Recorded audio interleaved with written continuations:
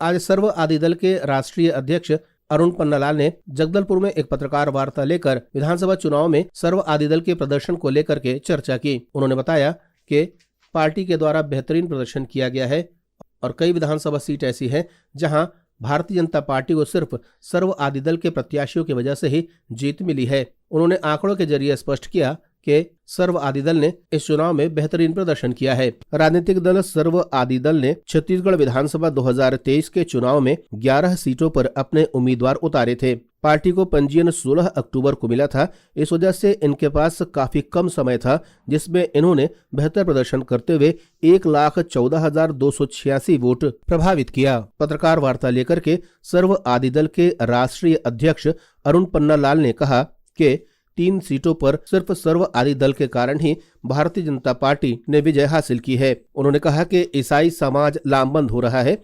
अब तक ईसाई समाज में आम सहमति से परंपरागत वोटिंग होती थी। 2023 के चुनाव में सामाजिक चर्चाओं के बाद चर्च राजनीति से दूर रहा। कांग्रेस पार्टी से ईसाई समाज की नाराजगी, लाशों को उखाड़ना, हत्याएं, हमले, धान लूट पर एफआईआर नहीं होना नाराजगी का मुख्य कारण रहा। उन्होंने कहा कि कोंटा में नामांकन भर रहे 2 प्रत्याशियों पर हमले के कारण उन्हें भूमिगत तक होना पड़ा। आज उन्होंने इस आशय की जानकारी देते हुए एक पत्रकार वार्ता ली और बताया कि आने वाले लोकसभा चुनाव में वे 11 सीटों पर अपने प्रत्याशी खड़े करेंगे। वहीं उन्होंने पत्रकार वार्ता के बाद सर्व आदि दल के विभिन्न पदाधिकारियों के साथ मिलकर पूरे कार्यों की समीक्षा की कि विधानसभा चुनाव में कहां कैसी परिस्थितियां रही और उसके कैसे परिणाम देखने को मिले हैं। इस दौरान आगामी प्रशिक्षण के बारे में भी जानकारियां दी गई। हमारा पार्टी को आगे बढ़ाना है। अभी आगे सामने जो है लोकसभा चुनाव है, इसमें भी हमारा कैंडिडेट जो तय हो जाएगी, उसमें भी हम लोग हमारे लोगों को सभी को जो है सब तक पहुँचाना है। तो हमारा काम कैसे करना है, वो हमारे काम को जो हमारे उद्देश्य को उनके तक पहुँचाना है। हमको दौड़ना है, आगे संगठित होना है। और दूसरी जो सबसे अच्छी हमको जो डट के जो काम करने वाले लोग मुझको मैंने देखे हैं, वो आपके चित्रकूट के थे। और चित्रकूट वालों ने एक बहुत बड़ा झंडा गाड़ा है, कोई छोटा मोटा नहीं है। जो आप लोगों की चर्चा आप लोगों को पता नहीं चल रही है, पर आप लोगों की चर्चा आज विदेशों तक में हो रही है कि चित्रकूट में ऐसी कौन सी ताकत है कि सिटिंग अध्यक्ष को इन लोगों ने हरा दिया करके।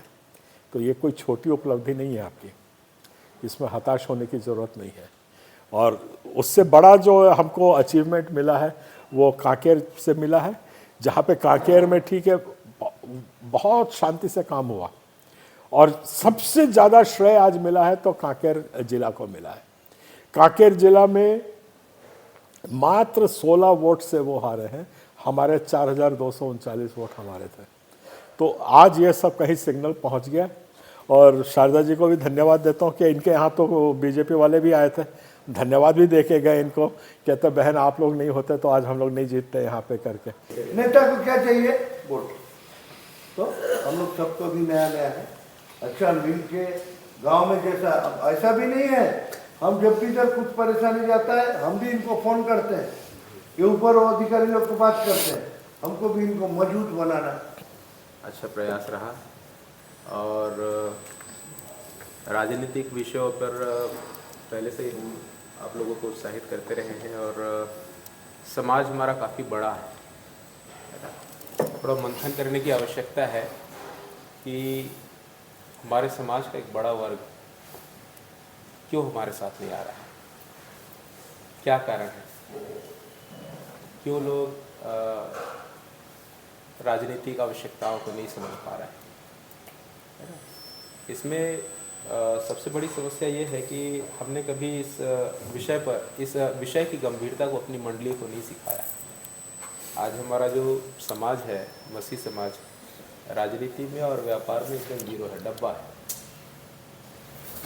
ठीक है।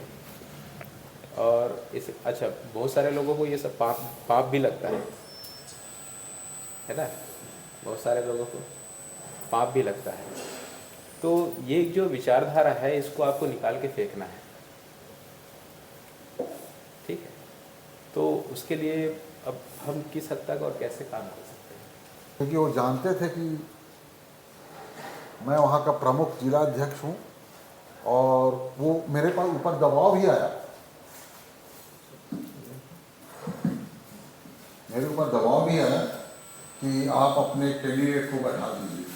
वो सीधा मुख्यमंत्री के जो सलाहकार राजेश तिवारी जी का फोन आया था, तो मैंने उनसे साफ शब्दों में कहा जो आप लोग सब सुन चुके हैं, क्या अभी भी मीटिंग में जो बात हुई इस कारण मैं अपने कैंडिडेट को नहीं बैठा सकता।